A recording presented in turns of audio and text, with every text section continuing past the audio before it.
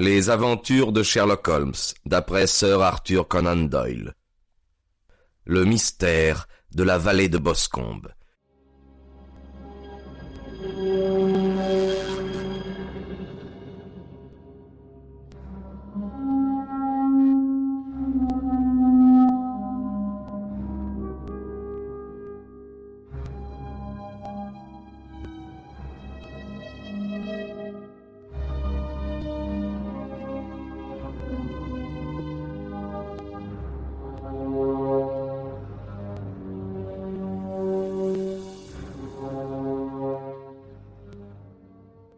Nous étions en train de déjeuner un matin, ma femme et moi, quand la bonne apporta une dépêche. Émanant de Sherlock, elle était ainsi libellée. « Avez-vous des jours disponibles ? On vient de me télégraphier de l'ouest de l'Angleterre au sujet de la tragédie de la vallée de Boscombe. Serais content si pouviez venir avec moi. Climat et site parfait. Part de Paddington par train 11h15. »« Qu'en dites-vous, chérie ?» dit ma femme en me regardant. « Irez-vous » ?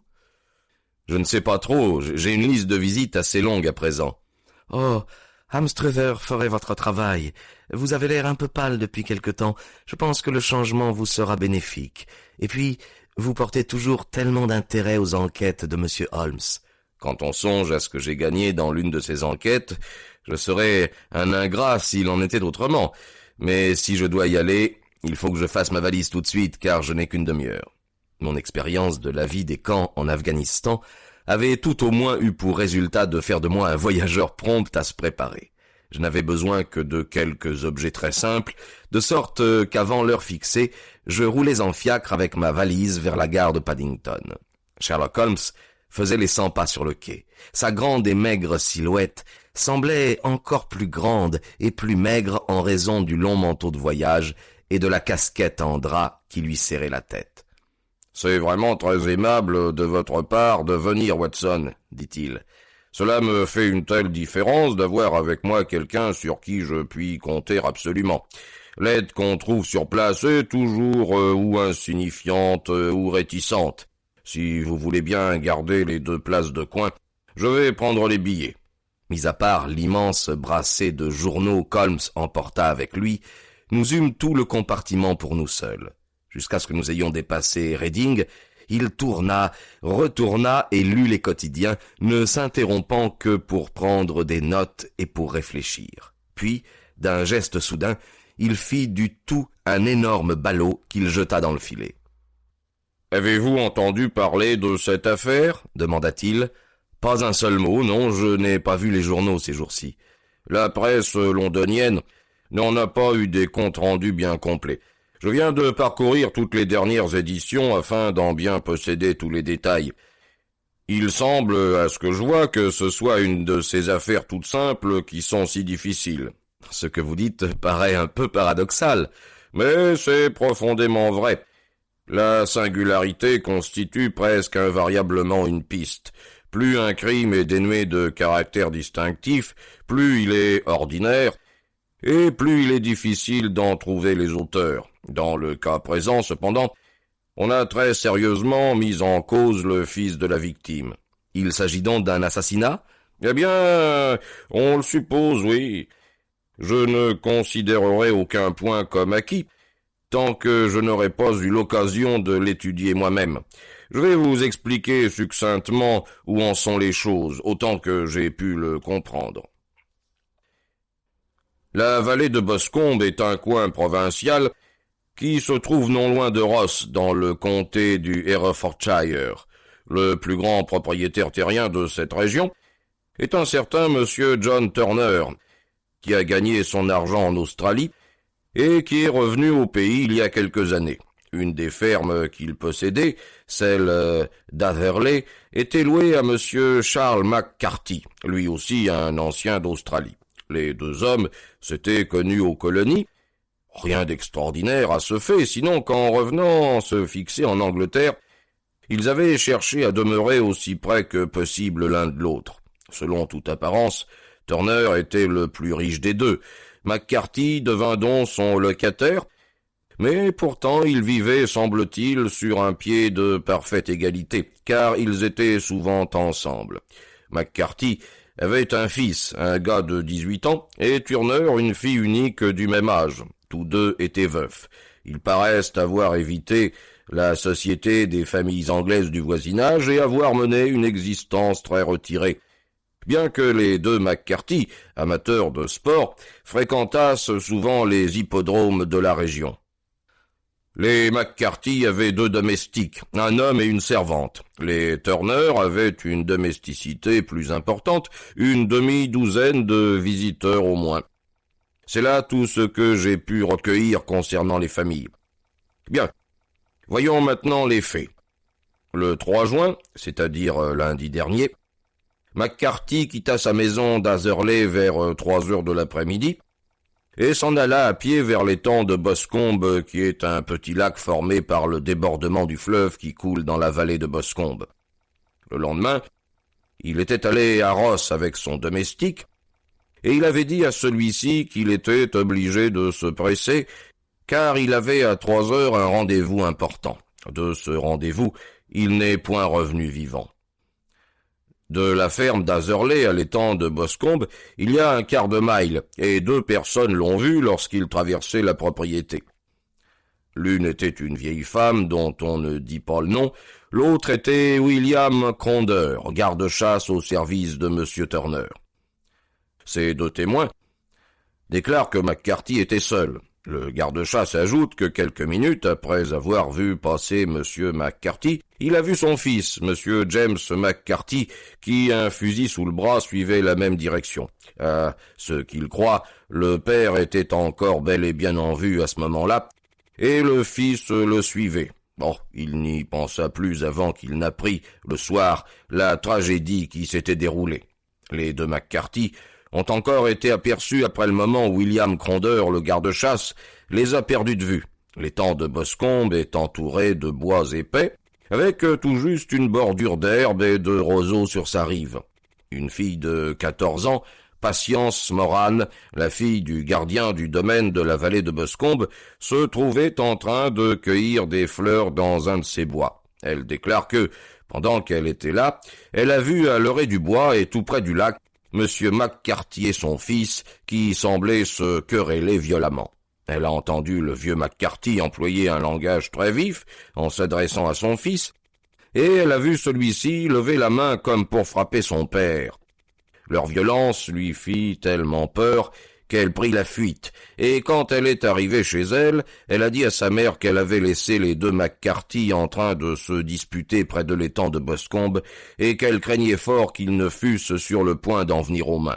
À peine avait-elle prononcé ces mots, que le jeune McCarthy arrivait en courant au pavillon et annonçait qu'il avait trouvé son père mort dans le bois. Il venait demander de l'aide au gardien. Il était bien surexcité. Il n'avait ni son fusil, ni son chapeau, et on remarqua que sa main droite et sa manche étaient tachées de sang. En le suivant, on trouva le cadavre de son père étendu sur le gazon près de l'étang. Les blessures étaient telles qu'elles pouvaient très bien avoir été faites par la crosse du fusil du fils que l'on trouva dans l'herbe à quelques pas du corps. Étant donné ces circonstances, le jeune homme fut immédiatement arrêté, et l'enquête de mardi ayant abouti à un verdict de meurtre, on l'a en conséquence conduit à Ross devant les magistrats, qui vont envoyer l'affaire aux prochaines assises. Bien, voilà les faits essentiels tels qu'ils ressortent de l'enquête du coroner et de l'exposé fait au tribunal. On pourrait difficilement imaginer un crime plus abominable, remarquai-je, et si jamais les preuves indirectes fournies par les circonstances ont désigné un coupable, c'est bien dans ce cas. Les preuves indirectes tirées des circonstances sont très sujettes à caution, répondit Holmes pensif. Elles peuvent avoir l'air d'indiquer nettement une chose, et puis, si l'on change un peu de point de vue, il arrive qu'on constate qu'elles indiquent de façon non moins nette quelque chose de tout à fait différent. Il faut avouer pourtant que le cas du jeune homme semble excessivement grave et qu'il est certes bien possible qu'il soit coupable. Il y a pourtant plusieurs personnes dans le voisinage, et parmi elles, mademoiselle Turner, la fille du propriétaire voisin, qui croient à son innocence et qui ont engagé Lestrade, vous vous le rappelez, il fut mêlé à l'étude en rouge, pour mener une enquête qui lui soit favorable. Lestrade, assez embarrassé, s'en est remis à moi, et voilà pourquoi deux messieurs, entre deux âges, volent dans la direction de l'ouest à 50 miles à l'heure, au lieu de digérer tranquillement leur déjeuner chez eux. J'ai bien peur, dis-je, qu'avec des faits si évidents, vous ne récoltiez guère de gloire dans cette affaire. Oh, il n'y a rien de plus trompeur qu'un fait évident, répondit-il en riant. En outre, il se peut que nous découvrions par hasard d'autres faits qui, peut-être, n'ont nullement été évidents pour monsieur Lestrade. Vous me connaissez trop bien pour aller croire que je me vante lorsque je dis que je confirmerai sa théorie, ou la détruirai par des moyens qu'il est, pour sa part, absolument incapable d'employer, voire de comprendre. Pour prendre à portée de ma main le premier exemple venu, il m'apparaît clairement que, dans votre chambre à coucher, la fenêtre est du côté droit. Pourtant, je me demande si M. Lestrade aurait remarqué une chose aussi évidente que celle-là. Mais comment diable, mon cher ami, je vous connais bien, je sais l'élégance militaire qui vous caractérise. Vous vous rasez tous les matins, et en cette saison vous vous rasez à la lumière du jour. Mais puisque votre barbe est de moins en moins parfaitement rasée à mesure que l'on examine le côté gauche, tant et si bien qu'elle est positivement négligée quand on tourne l'angle de la mâchoire, il est de toute évidence que ce côté est chez vous moins bien éclairé que l'autre. Je ne saurais en effet supposer qu'un homme doué de vos habitudes, lorsqu'il se contemple sous un éclairage uniforme, se contente d'un résultat pareil. Je ne vous cite cela que comme un exemple banal d'observation et de déduction, mais c'est ce en quoi consiste mon métier, et il est très possible qu'il me soit utile au cours de l'enquête qui nous attend. Il reste encore un ou deux points de moindre importance qui ressortent des recherches antérieures et qui méritent quelque attention. Et quels sont-ils ? Il paraît que l'arrestation n'a pas eu lieu tout de suite, mais après le retour à la ferme d'Azerley, lorsque l'inspecteur de police informa le jeune homme qu'il était prisonnier. Il remarqua qu'il n'était pas surpris de l'apprendre, et qu'il n'avait que ce qu'il méritait. Cette observation eut naturellement pour effet de chasser toute espèce de doute de l'esprit des jurés. « Mais c'était un aveu, m'écriai-je. »« Non, car tout de suite après, il a protesté de son innocence. » En conclusion de tant d'infamie, cette remarque devenait tout au moins très suspecte. « Oh, au contraire. C'était la plus brillante éclaircie que je vois jusqu'à présent dans les nuages. Si innocent qu'il soit, il ne peut pas être sot au point de ne pas voir que les circonstances l'accablent lourdement.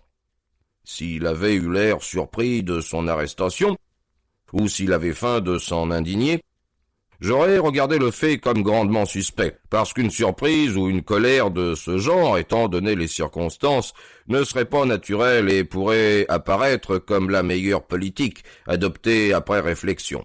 Sa franche acceptation de la situation révèle ou qu'il est innocent, ou qu'il possède une grande maîtrise de lui-même et une grande fermeté.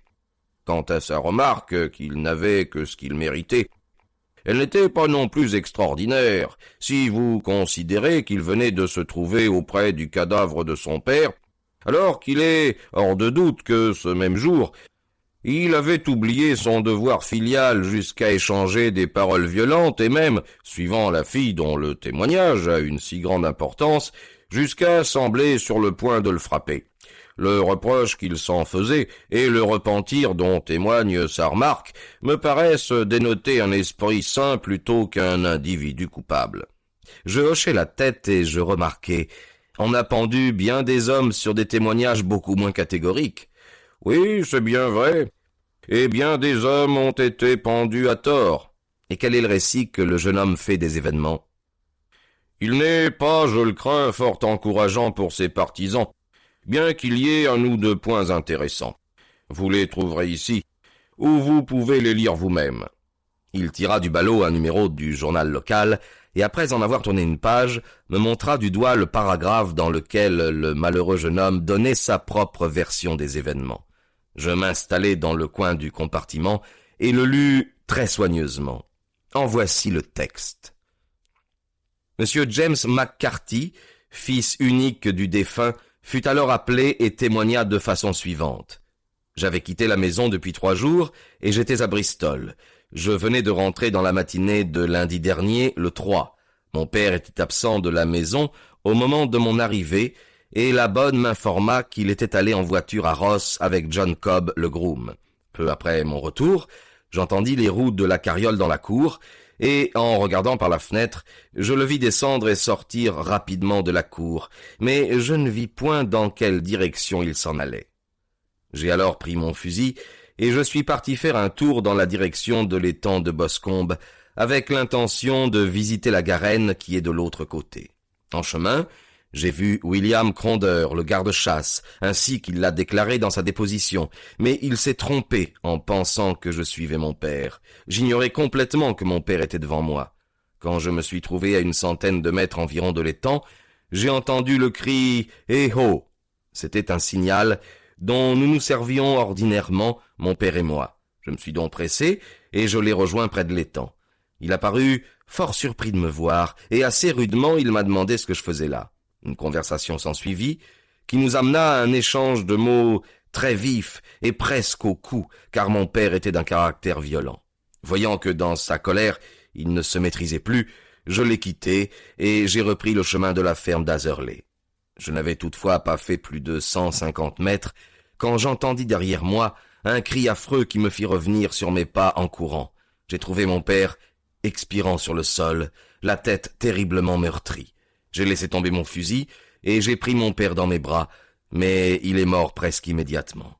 Je me suis agenouillé auprès de lui quelques minutes, et je me suis rendu au pavillon de M. Turner, la maison la plus proche, pour y demander du secours.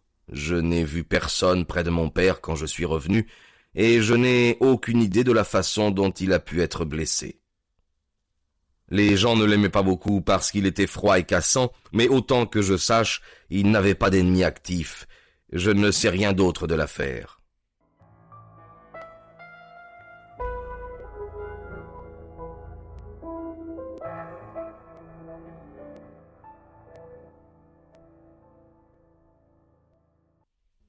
Le coroner. Votre père ne vous a rien dit avant de mourir? Le témoin. Il a marmonné quelques mots, mais je n'ai pu saisir qu'une allusion à un rat. Le coroner. Qu'avez-vous compris par là? Le témoin. Ça n'avait pour moi aucun sens, j'ai cru qu'il délirait. Le coroner. Quel était le motif de cette dernière querelle entre votre père et vous? Le témoin. Je préférerais ne pas répondre. Le coroner. C'est malheureusement mon devoir de vous presser de répondre. Le témoin. Il m'est absolument impossible de vous le dire. Je peux vous affirmer que cela n'avait rien à voir avec la tragédie qui a suivi. Le coroner.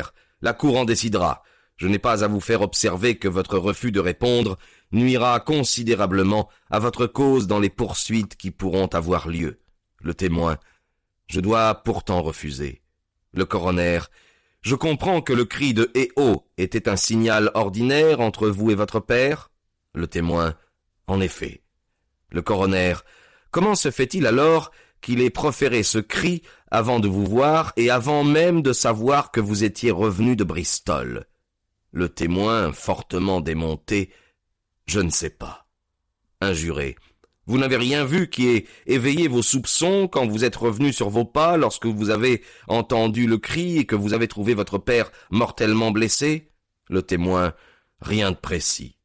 Le coroner. Que voulez-vous dire par là? Le témoin. J'étais si troublé et surexcité quand je me suis précipité dans la clairière que je ne pouvais penser à rien d'autre qu'à mon père. Pourtant, j'ai eu la vague impression que, tandis que je courais droit devant moi, il y avait quelque chose qui gisait sur le sol à ma gauche. Ça m'a paru être quelque chose de gris, un vêtement quelconque ou un plaid peut-être. Quand je me suis relevé d'auprès de mon père, je me suis retourné, je l'ai cherché, il n'y était plus. Le coroner. Voulez-vous dire que cela avait disparu avant que vous n'alliez chercher du secours? Le témoin. Oui, Cela avait disparu. Le coroner, vous ne sauriez dire ce que c'était? Le témoin, non, mais j'avais bien l'impression qu'il y avait quelque chose là. Le coroner, à quelle distance du corps? Le témoin, à une douzaine de mètres à peu près. Le coroner, et à quelle distance de l'oreille du bois? Le témoin, à peu près autant.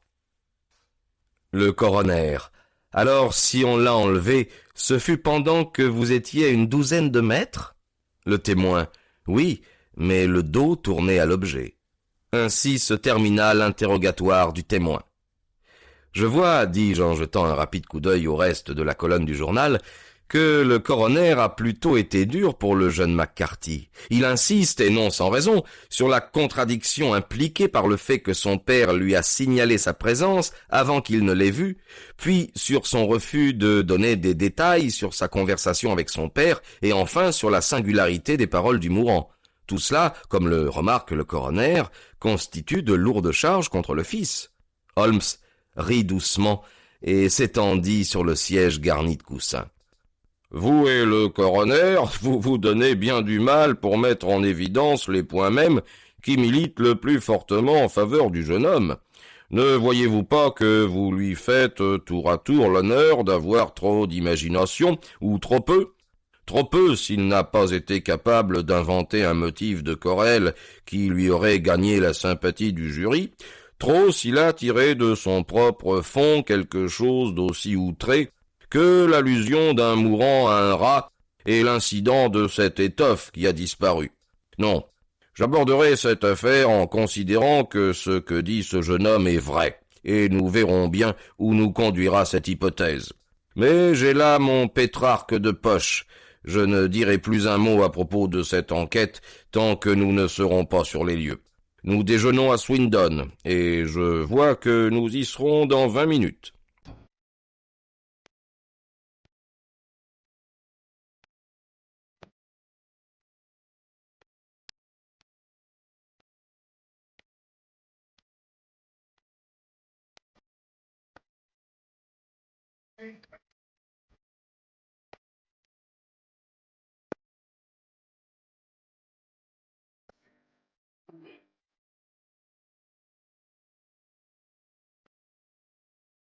Il était environ 4 heures quand, enfin, après avoir traversé la splendide vallée de la Stroude et passé au-dessus de la Séverne étincelante et large, nous avons atteint la jolie petite ville de Ross. Un homme maigre, avec une figure de furet et l'air chafouin, nous attendait sur le quai.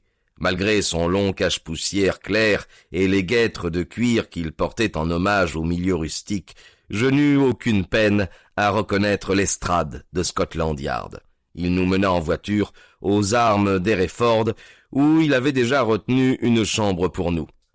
« J'ai commandé une voiture, dit-il pendant que nous dégustions une tasse de thé. Connaissant votre tempérament actif, je sais que vous ne serez heureux qu'une fois sur les lieux du crime. »« C'est très gentil et très flatteur de votre part, » répondit Holmes, « mais nous n'irons pas, et c'est uniquement une question de pression atmosphérique. » Lestrade eut l'air fort étonné. « Je ne vous suis pas tout à fait, dit-il. Que dit le thermomètre? 3 degrés au-dessous de 0 à ce que je vois. Pas de vent, pas un nuage au ciel. J'ai un plein étui de cigarettes qui ne demande qu'à être fumé, et ce canapé est bien supérieur aux horreurs qu'on trouve d'ordinaire dans les auberges de campagne. Je ne pense pas que je me serve de la voiture ce soir. » Lestrade sourit, indulgent. « Vous avez sans doute déjà tiré vos conclusions d'après les journaux, dit-il. La chose crève les yeux, et plus on l'approfondit, plus ça devient clair. Cependant, vous ne sauriez opposer un refus à une dame, surtout à une dame aussi décidée. Elle a entendu parler de vous, et veut à toute force votre opinion. Bien que je lui ai dit et redit qu'il n'y avait rien que vous puissiez faire que je n'eusse déjà fait. Mais ma parole, voici sa voiture à la porte. » À peine avait-il achevé que se précipitait dans la pièce l'une des plus charmantes jeunes femmes que j'eusse jamais vues de ma vie. Ses yeux violets étincelaient, et en voyant ses lèvres entr'ouvertes et la teinte rose de ses joues, on devinait que sa réserve naturelle s'évanouissait devant le souci qui l'accaparait. « Ah, monsieur Holmes !» s'écria-t-elle très agitée, nous regardant l'un après l'autre, puis avec la promptitude de l'intuition féminine, arrêtant définitivement ses yeux sur mon compagnon. « Je suis si contente que vous soyez venu. Je suis descendue jusqu'ici pour vous le dire. Je sais que James n'est pas coupable, je le sais, et je veux que vous commenciez votre travail en le sachant vous aussi. Ne vous laissez jamais aller à en douter. Nous nous connaissions depuis que nous sommes enfants, je connais ses défauts comme personne au monde ne les connaît, mais il a trop bon cœur pour faire du mal à une mouche. Une telle accusation est absurde quand on le connaît réellement. »« J'espère que nous pourrons prouver son innocence, mademoiselle, dit Sherlock. Vous pouvez être sûr que je ferai tout mon possible. »« Vous avez lu les dépositions. Vous êtes arrivé à une conclusion ? Vous n'y voyez pas une lacune, une fissure quelconque ? Ne pensez-vous pas vous-même qu'il est innocent ? » ?»« Je crois que c'est très probable. »« Ah, vous l'entendez » s'écria-t-elle en rejetant vivement la tête en arrière et en regardant Lestrade d'un air de défi. « Vous entendez ? Lui me donne de l'espoir. » Lestrade haussa les épaules. « J'ai peur, dit-il, que mon collègue n'ait été un peu prompt à former ses conclusions. » « Mais il a raison. Oh, je sais qu'il a raison. James n'est pas coupable. Et quant à sa dispute avec son père, je suis sûr que s'il n'a pas voulu en parler au coroner, c'est qu'elle me concernait. »« De quelle façon ?» demanda Holmes. « Ce n'est pas le moment de cacher quoi que ce soit. James et son père ont souvent été en désaccord à mon sujet. Monsieur McCarthy désirait fort que nous nous marions. James et moi, nous nous sommes toujours aimés comme frères et sœurs, mais, naturellement, il est jeune et connaît encore peu la vie eh bien, il ne voulait pas encore en entendre parler. Alors il y avait des disputes et celle-ci, j'en suis sûr, était du nombre. »« Et votre père, demanda Holmes, était-il favorable à cette union ? » ?»« Non, lui aussi y était opposé. À part monsieur McCarthy, personne n'en était partisan. » Comme Holmes dirigeait sur elle un de ses regards perçants et perspicaces, une vive rougeur passa sur le visage jeune et frais de mademoiselle Turner. « Merci pour vos renseignements, dit Holmes. Pourrais-je voir votre père demain ? » ?»« J'ai peur que le docteur ne le permette pas. »« Le docteur ? » ?»« Oui, mais vous ne saviez pas. Mon pauvre père n'a jamais été bien valide ces dernières années, mais cette affaire l'a complètement abattu. Il s'est alité et le docteur Willow dit que ce n'est plus qu'une épave, que son système nerveux est ébranlé. De ceux qui ont connu mon père autrefois à Victoria, monsieur McCarthy était le seul survivant. »« Ah, à Victoria. C'est important, ça. »« Oui, aux mines. »« Précisément, aux mines d'or où, si j'ai bien compris, monsieur Turner a fait sa fortune. »« Oui, exactement. »« Je vous remercie, mademoiselle Turner.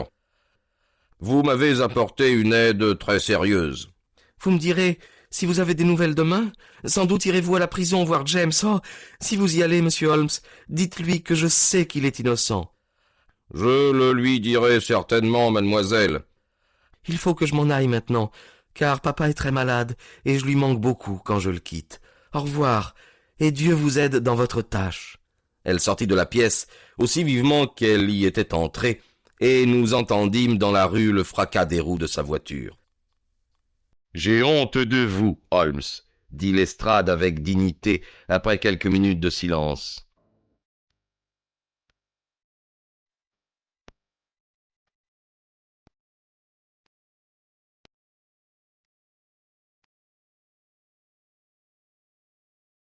Pourquoi faire naître des espérances que vous serez obligé de décevoir ?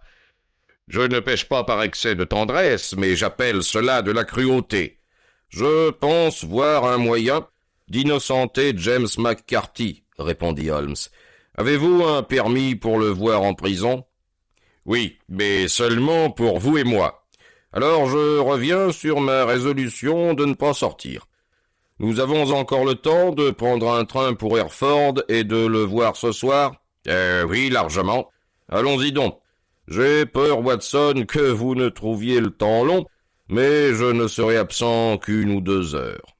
Je descendis jusqu'à la gare avec eux et errai dans les rues de la petite ville pour revenir enfin à l'hôtel, où allongé sur un canapé, je tentais de m'intéresser à un roman. La mesquine intrigue était bien mince toutefois, comparée au profond mystère dans lequel nous avancions à tâtons. Je constatai bientôt que mon attention quittait si constamment la fiction pour revenir à la réalité, qu'au bout du compte, je lançais le roman à travers la pièce et m'absorbais tout entier dans la considération des événements du jour. À supposer que le récit de ce malheureux jeune homme fût absolument vrai, quel événement infernal, quelle calamité absolument imprévue et extraordinaire avait donc pu survenir entre le moment où il avait quitté son père et l'instant où, ramené sur ses pas par les cris, il était revenu dans la clairière en courant. Quelque chose de terrible avait eu lieu, mais quoi? La nature des blessures n'était-elle pas susceptible de révéler un détail quelconque à un médecin comme moi?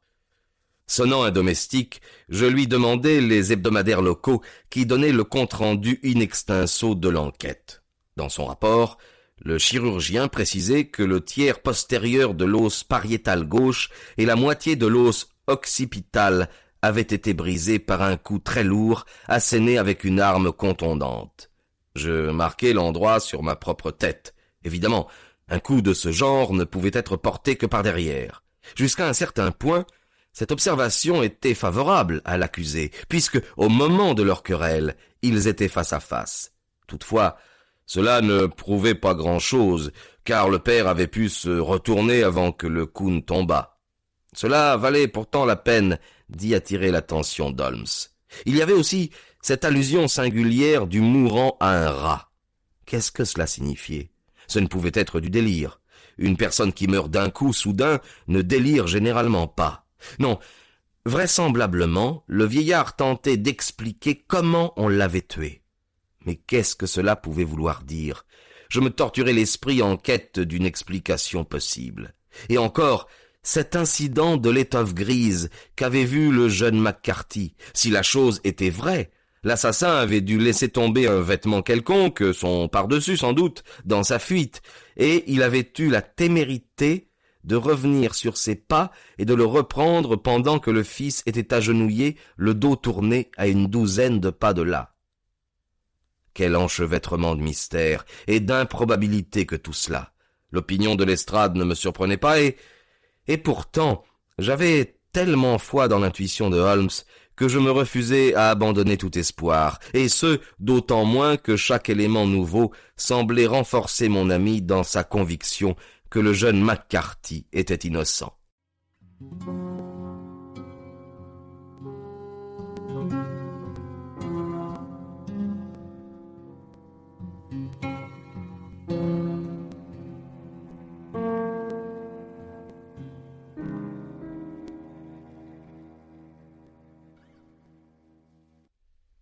Il était tard quand Sherlock Holmes revint seul, car Lestrade avait pris ses quartiers en ville. « Le thermomètre n'a guère varié, » remarqua-t-il en prenant un siège. « Ce qu'il faut, c'est qu'il ne pleuve pas avant que nous allions sur le terrain. D'autre part, comme il convient d'être très frais et très en forme pour une besogne aussi délicate que celle-là, je ne tenais pas à l'entreprendre alors que j'étais fatigué par un long voyage. J'ai vu le jeune McCarthy. Et qu'en avez-vous appris? Rien. Il n'a pu vous donner aucun éclaircissement? Absolument aucun. J'étais porté à croire tout d'abord qu'il savait qui avait fait le coup et qu'il couvrait l'assassin, homme ou femme. Mais je suis maintenant convaincu qu'il est plus perplexe que n'importe qui. Le gaillard n'a pas l'esprit très prompt, bien qu'il soit beau garçon, et je crois parfaitement droit.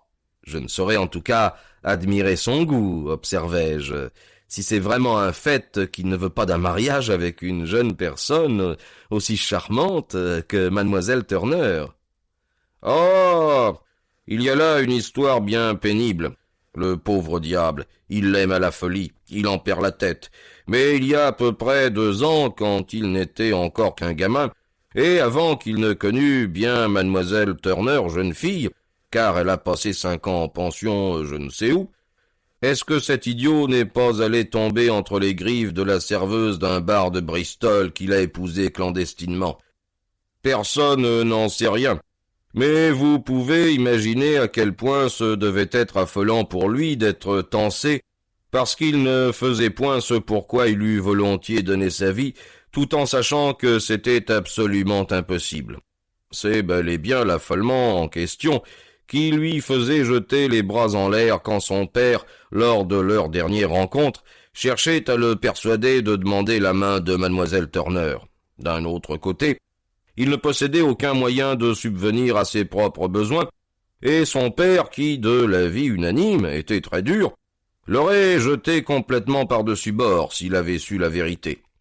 C'était avec la serveuse de bar, sa femme, qu'il venait de passer les 3 jours précédant le crime, et son père ignorait où il était. Notez bien ce point. Il a une grande importance. À quelque chose, malheur est bon. La serveuse ayant appris par les journaux qu'il a des ennuis sérieux et qu'il risque d'être sans doute pendu, a pour sa part complètement renoncé à lui. Elle lui a écrit pour l'informer qu'elle a déjà un mari au chantier des Bermudes et qu'il n'existe en réalité aucun lien légal entre eux. Je crois que cette nouvelle a consolé le jeune McCarthy de tout ce qu'il a souffert. Mais s'il est innocent, qui a commis le crime? Ah, qui? Je voudrais attirer votre attention tout particulièrement sur 2 points. Le premier, c'est que la victime avait un rendez-vous avec quelqu'un à l'étang, et que ce quelqu'un ne pouvait être son fils, puisque le fils était absent et que le père ne savait pas quand il reviendrait. Le second point, c'est qu'on a entendu le défunt crier « Eh oh !» avant qu'il sût que son fils était revenu. Ça, ce sont les points cruciaux dont dépend toute l'enquête. Et maintenant, si vous le voulez bien, parlons littérature et laissons de côté pour demain les points sans importance. La pluie, comme Holmes l'avait prévu, ne tomba pas, et le matin éclatant brilla dans un ciel sans nuages.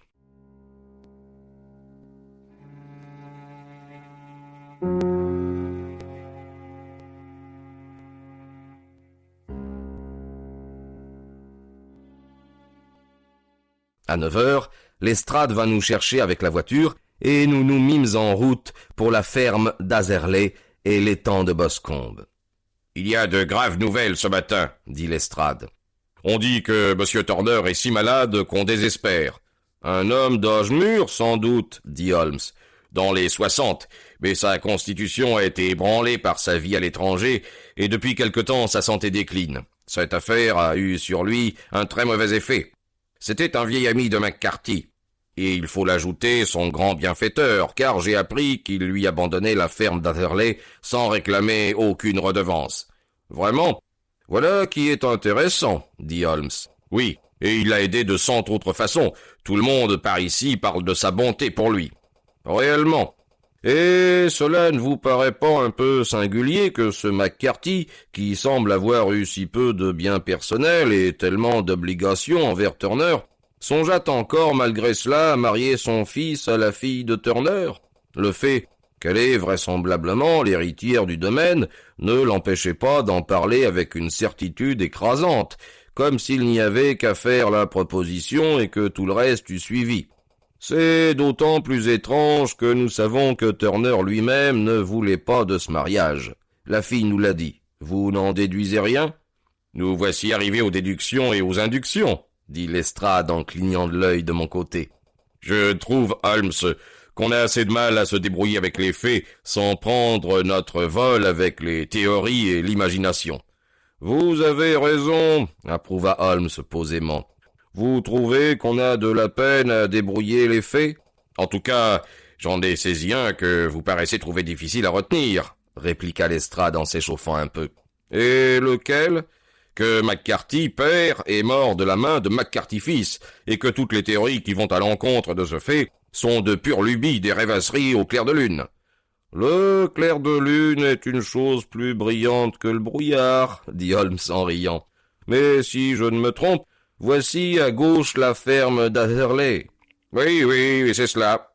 C'était un vaste bâtiment d'aspect cossu, avec ses 2 étages, son toit d'ardoise et ses murs gris semés de grandes taches de mousse. Les stores baissés et les cheminées qui ne fumaient pas lui donnaient toutefois un air de tristesse, comme si le poids de cette tragédie pesait encore sur lui. Nous nous présentâmes à la porte. Puis, à la requête de Holmes, la servante nous montra les chaussures que portait son maître au moment de sa mort, et aussi une paire de souliers qui appartenaient au fils, bien que ce ne fût pas celle qu'il portait alors. Après les avoir mesurés très soigneusement, en 7 ou 8 points différents, Holmes se fit conduire dans la cour, et de là, nous suivîmes tout le sentier sinueux qui menait à l'étang de Boscombe.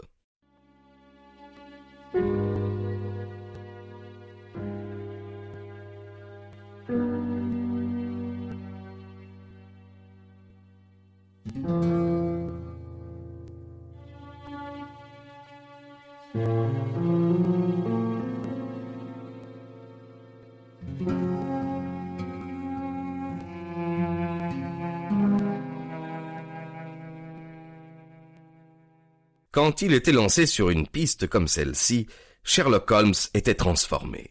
Ceux qui n'ont connu que le raisonneur, le logicien tranquille de Baker Street, n'auraient jamais pu le reconnaître. Son visage tantôt s'enflammait, tantôt s'assombrissait.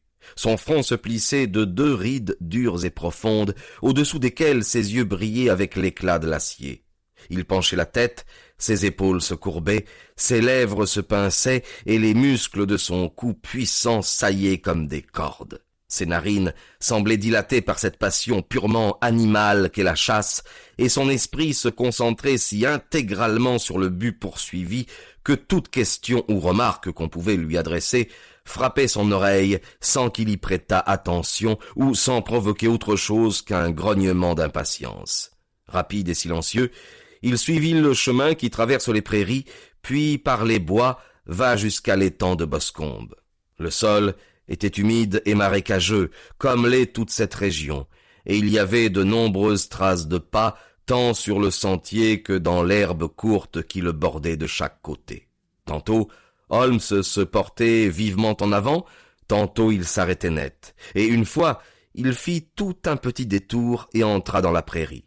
Lestrade et moi marchions derrière lui, le détective avec un air d'indifférence et de mépris, alors que moi je ne quittais pas des yeux mon ami, car j'avais la conviction que chacun de ses gestes avait un but bien défini.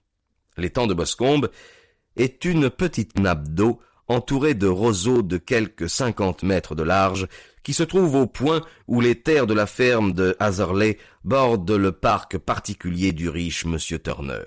Au-dessus des bois qui le longeaient sur l'autre rive, nous pouvions voir les tourelles élancées qui indiquaient l'emplacement de la demeure de l'opulent propriétaire. Le long de l'étang, vers Hatherley, les bois étaient très épais, mais une étroite bande de terre détrempée, large de 5 ou 6 mètres, courait entre la rangée d'arbres et les roseaux du bord.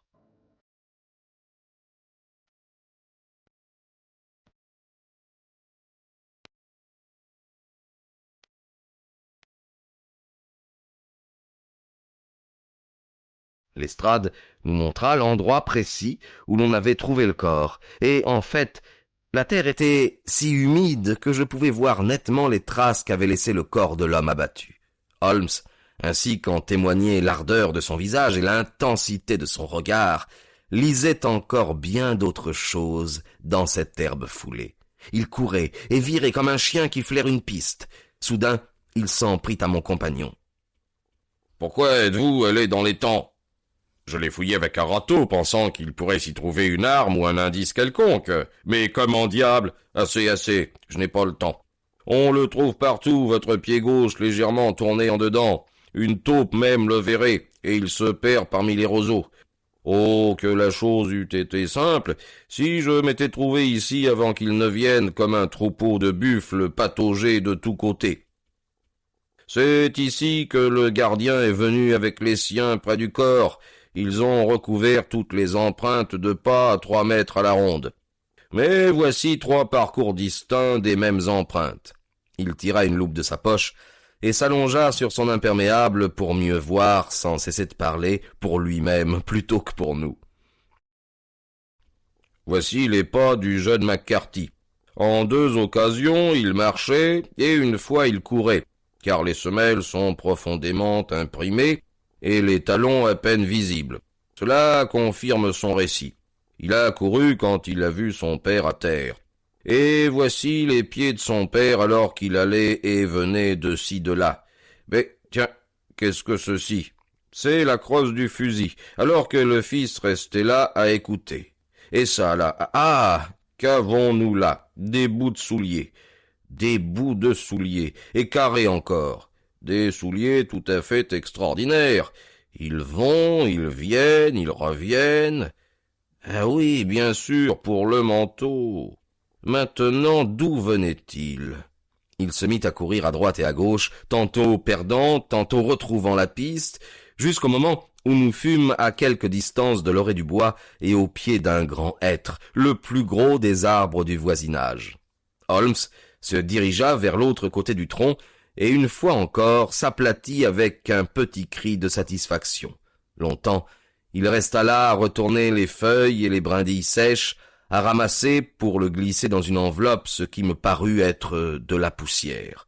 Il examina à la loupe non seulement le sol, mais même l'écorce de l'arbre, aussi haut qu'il pouvait atteindre. Une pierre rugueuse gisait dans la mousse. Il l'examina aussi soigneusement et la garda. Après quoi, en suivant un petit sentier à travers bois, il aboutit à la grande route où toutes les traces se perdaient.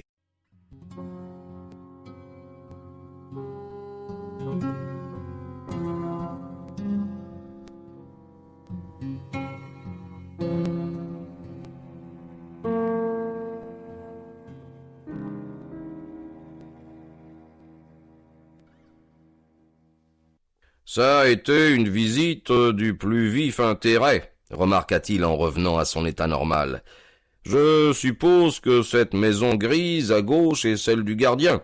Je crois que je vais y aller dire 2 mots à Moran et peut-être écrire un petit billet. Cela fait, nous pourrons repartir déjeuner. Vous pouvez regagner la voiture, je vous rejoins tout de suite. Il s'écoula à peu près 10 minutes avant que nous ne remontions en voiture et que nous ne retournions à Ross. Holmes tenait toujours la pierre qu'il avait ramassée dans le bois. « Ceci peut vous intéresser, Lestrade, dit-il en la lui tendant. C'est avec cela que le crime a été commis. »« Je n'y vois aucune trace. »« Eh, il n'y en a pas. »« Alors, comment le savez-vous ?»« L'herbe poussait sous cette pierre. Elle n'était là que depuis quelques jours. Il n'y avait aucune trace indiquant qu'on l'eût enlevée d'un endroit quelconque. Et elle correspond bien aux blessures. Il n'y a pas trace d'une autre arme. » »« Et le meurtrier ?»« C'est un homme grand, un gaucher, qui boite du pied droit. Il porte des souliers de chasse à semelles épaisses et un manteau gris. Il fume des cigares indiens, et il a en poche un fume-cigare et un canif émoussé. Il y a encore quelques autres indices, mais ceux-là peuvent suffire à orienter nos recherches. » Lestrade se mit à rire. « Je demeure sceptique, hélas.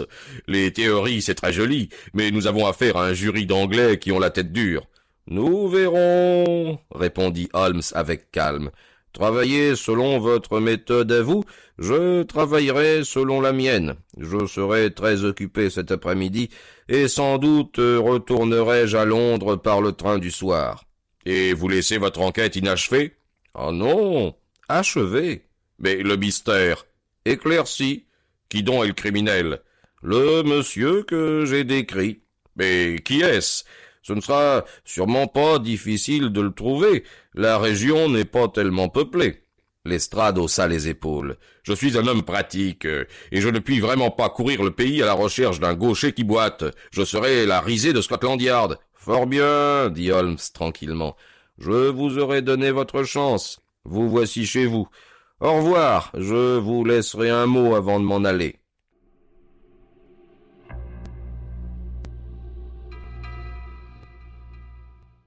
Après avoir abandonné Lestrade à son domicile, nous nous rendîmes à l'hôtel où le déjeuner était prêt.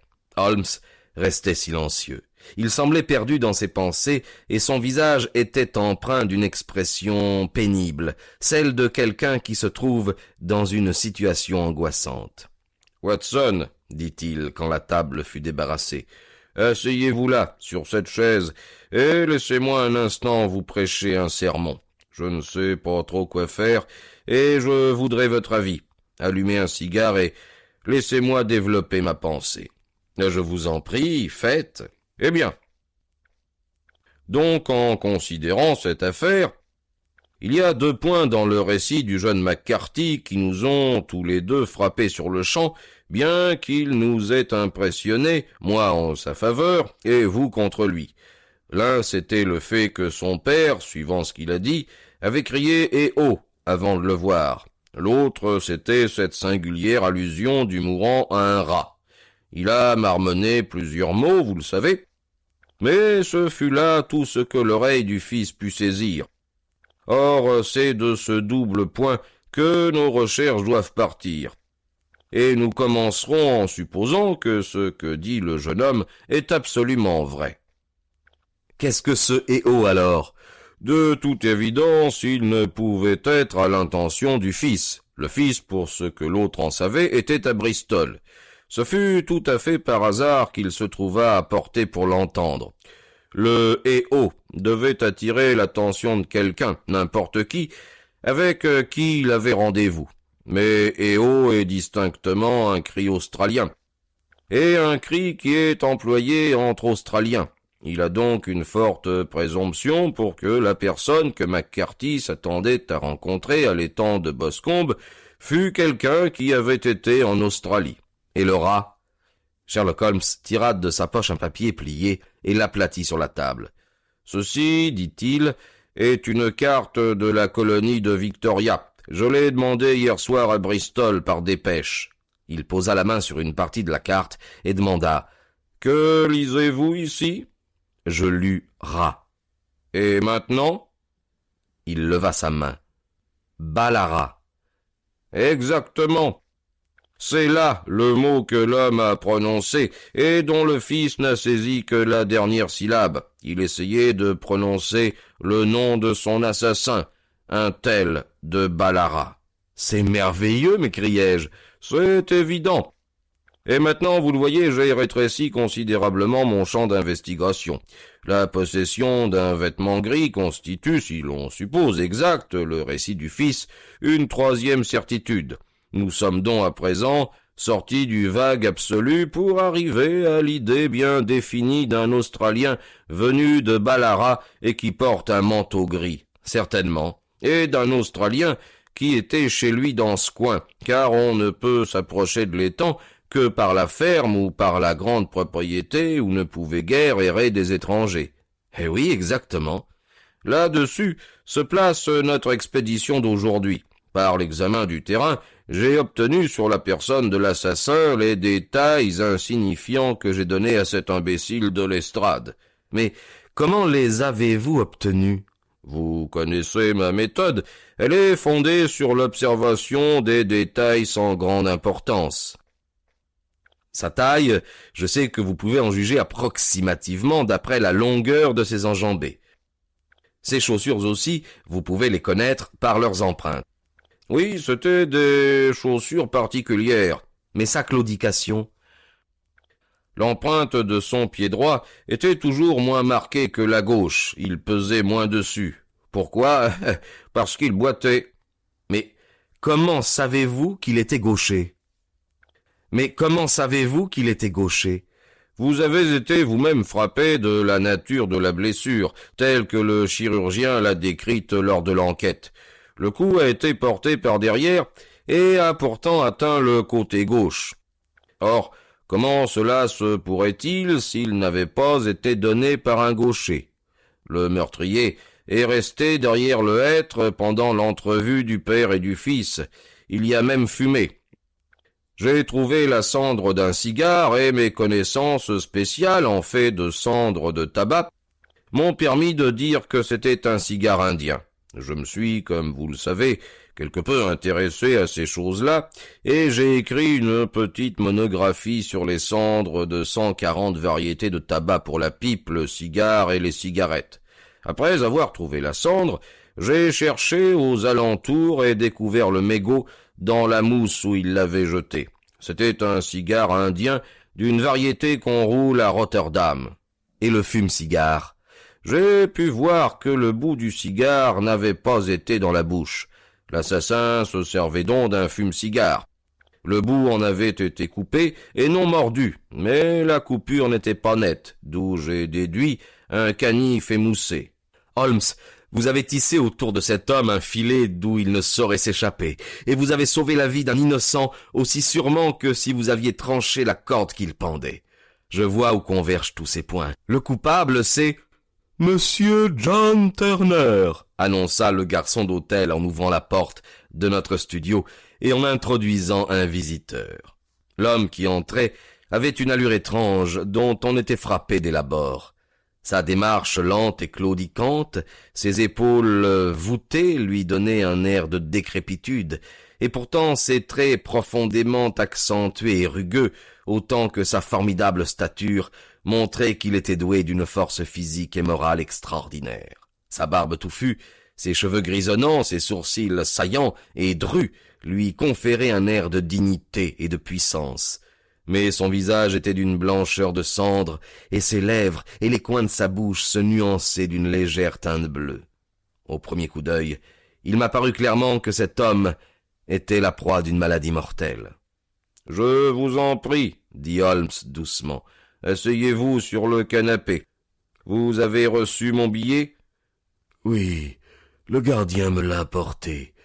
Vous disiez que vous vouliez me voir ici afin d'éviter tout scandale. » « J'ai pensé qu'on jaserait si j'allais au manoir. »« Et pourquoi désiriez-vous me voir ?»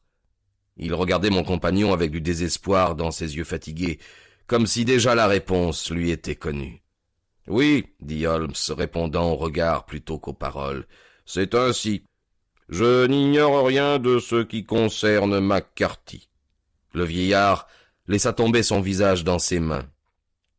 « Que le ciel me vienne en aide, s'écria-t-il, mais je n'aurais pas permis que le jeune homme en souffrît. Je vous donne ma parole que j'aurais parlé si, aux assises, le procès avait tourné contre lui. »« Je suis content de vous l'entendre dire, » fit Holmes avec gravité. « J'aurais parlé dès à présent, n'eût été ma fille. Cela lui briserait le cœur. Cela lui brisera le cœur d'apprendre que je suis arrêté. » « Il se peut qu'on n'en vienne pas là, » dit Holmes. « Quoi ? » ?»« Je ne suis pas un agent officiel. Je sais que c'est votre fille qui a demandé que je vienne ici, et j'agis dans son intérêt. Toutefois, il nous faut tirer de là le jeune McCarthy. »« Je suis mourant, » dit le vieux Turner. « Depuis des années, je souffre de diabète. Mon médecin dit qu'on peut se demander si je vivrai encore un mois. Pourtant, j'aimerais mieux mourir sous mon propre toit qu'en prison. » Holmes se leva et alla s'asseoir à la table, la plume en main et du papier devant lui. « Dites-moi simplement la vérité, dit-il. Je noterai les faits, vous signerez, et Watson, que voici, en sera témoin. Alors je pourrai, à la toute dernière extrémité, produire votre confession pour sauver le jeune McCarthy. Je vous promets de ne m'en servir que si cela devient absolument nécessaire. »« C'est bien, » dit le vieillard. « On ne sait pas si je vivrai jusqu'aux assises, cela a donc peu d'importance. Mais je voudrais épargner un pareil choc à Alice. Maintenant, je vais tout vous exposer clairement. Ça a été long à se produire, mais ça ne me prendra guère de temps pour vous le dire. Vous ne le connaissiez pas, le mort McCarthy. C'était le diable incarné, je vous l'affirme. Dieu vous garde de tomber jamais dans les griffes d'un pareil individu. Pendant 20 ans, j'ai été sa proie, et il a ruiné ma vie. Je vous dirai tout d'abord comment il se trouva que je fus à sa merci. C'était entre 1860 et 1864. J'étais alors jeune, aventureux, et plein d'ardeur, prêt à me mettre à n'importe quoi. Je me suis trouvé parmi de mauvais compagnons et je me suis mis à boire. Comme je n'avais pas de chance aux mines avec ma concession, j'ai pris le maquis et je suis devenu ce que par ici on appellerait un voleur de grand chemin. Nous étions 6 et nous menions une vie libre et sauvage. De temps en temps, nous attaquions un établissement où nous arrêtions les chariots sur la route des placeurs. Jacques le Noir de Ballarat, tel était le nom sous lequel on me connaissait, et dans la colonie, on se souvient encore de notre groupe qu'on appelle la bande de Ballarat. Un jour, un convoi d'or descendait de Ballarat à Melbourne. Nous avons dressé une embuscade et nous l'avons attaqué. Il y avait 6 soldats et nous étions 6. Ce fut donc une lutte serrée. Mais à la première décharge, nous en avions désarçonné 4. 3 de nos gars, cependant, furent tués avant que nous ne nous emparions du butin. Je posai mon pistolet sur la tempe du conducteur du chariot. C'était cet homme, ce McCarthy, que je regrette, grand Dieu, de ne pas l'avoir tué alors, mais je l'ai épargné.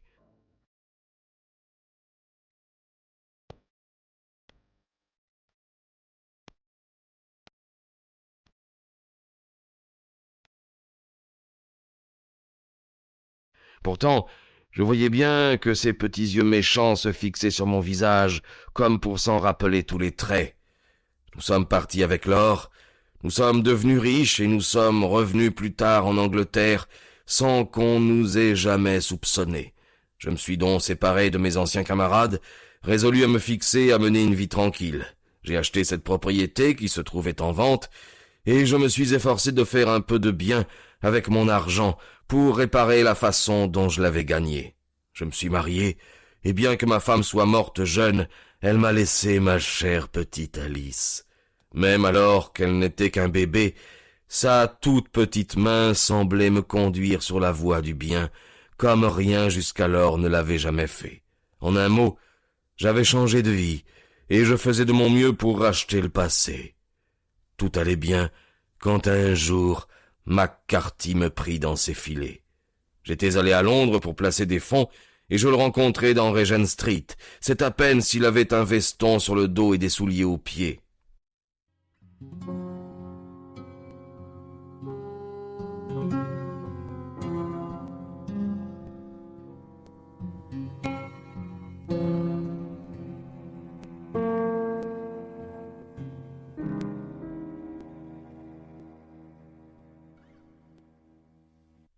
Nous voici, Jack, dit-il en me touchant le bras. Nous serons pour toi comme une famille. Nous sommes 2, moi et mon fils, et tu as les moyens de nous entretenir. Si tu ne veux pas, l'Angleterre est un beau pays où l'on respecte la loi et où il y a toujours un agent de police à portée de voix. Ils sont donc venus dans l'Ouest. Il n'y avait pas moyen de m'en débarrasser, et depuis ce temps-là, ils ont vécu, sans rien payer, sur la meilleure de mes terres. Pour moi, il n'y avait plus de paix, plus d'oubli.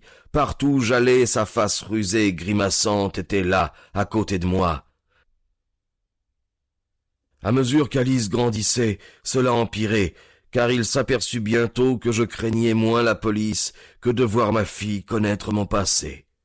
Quoi qu'il me demandât, il fallait le lui donner, et quoi que ce fût, je le lui abandonnai sans aucune question, terre, argent, maison, jusqu'au jour où il me demanda quelque chose que je ne pouvais pas donner. Il me demanda Alice. Son fils, voyez-vous, avait grandi, et ma fille aussi, et comme on savait ma santé fragile, il lui semblait assez indiqué que son rejeton entrât en possession de mes biens. Mais cette fois, j'ai tenu bon. Je ne voulais pas que sa maudite engeance fût mêlée à la mienne. Non, que le garçon me déplût, oh non, mais le sang du père était en lui, et c'était assez. Je suis resté ferme. McCarthy a proféré des menaces, je l'ai mis au défi. Nous devions nous rencontrer à l'étang, à mi-chemin de nos 2 maisons pour en discuter. Quand j'y suis allé, je l'ai trouvé qui parlait à son fils. J'ai donc fumé un cigare derrière un arbre en attendant qu'il fût seul. Mais cependant que j'écoutais ce qu'il disait, tout ce qu'il y avait de noir et d'amer en moi semblait revenir à la surface.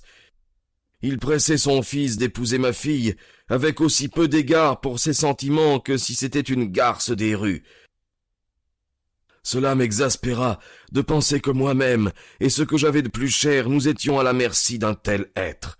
Ne pouvais-je donc briser ce lien? J'étais déjà désespéré, mourant. J'avais encore l'esprit assez clair, les membres assez forts, et mon sort, je le savais, était réglé. Mais ma mémoire, mais ma fille, l'une et l'autre seraient sauves si seulement je parvenais à réduire au silence cette langue infâme. Je l'ai fait, monsieur Holmes, je le ferai encore. Si fortement que j'ai péché, j'ai mené une vie de martyr pour racheter mes fautes, mais que ma fille dût se trouver prise dans ces mêmes filets qui m'emprisonnaient, c'était plus que je n'en pouvais endurer. Je l'ai abattue, sans plus de scrupules que s'il avait été une bête immonde et venimeuse. Son cri a fait revenir son fils, mais j'avais rejoint le couvert du bois. Je fus pourtant obligé de retourner chercher le manteau que j'avais laissé tomber dans ma fuite. Tel est, messieurs, le récit véridique de tout ce qui s'est passé. « C'est bien, » dit Holmes, pendant que le vieillard signait la déclaration que mon ami avait écrite. « Ce n'est pas à moi de vous juger. Je souhaite seulement que nous ne soyons jamais placés dans une pareille position. »« Je le souhaite aussi, monsieur. Qu'avez-vous l'intention de faire ?»« En raison de votre santé, rien. Vous savez que vous aurez bientôt à répondre de vos actes devant un tribunal plus haut que les assises. Je garderai votre confession, et si le jeune McCarthy est condamné, je serai forcé de m'en servir. Sinon, nul œil humain ne le verra jamais, et votre secret, que vous soyez vivant ou mort, ne risquera rien entre nos mains. »« Adieu donc, » dit le vieillard d'un ton solennel. « Quand viendra pour vous l'heure de la mort, les moments en seront moins pénibles si vous pensez à la paix que vous aurez procurée à la mienne. » Et d'un pas incertain et chancelant, tout son corps de géant frémissant, il sortit de la pièce. « Dieu nous vienne en aide, » dit Holmes après un long silence. « Pourquoi le destin joue-t-il de tels tours à de pauvres êtres impuissants ? Je n'entends jamais parler d'une affaire comme celle-ci sans penser aux mots de Baxter et sans dire « ce coupable-là, sans la grâce de Dieu, ce pourrait être moi ». James McCarthy fut acquitté aux assises, grâce aux nombreuses et puissantes objections que Sherlock Holmes avait rédigées et soumises à son défenseur. Le vieux Turner vécut encore 7 mois après notre entrevue, mais il est mort maintenant, et tout laisse à prévoir que le fils et la fille pourront vivre heureux ensemble dans l'ignorance du sombre nuage qui pèse sur leur passé.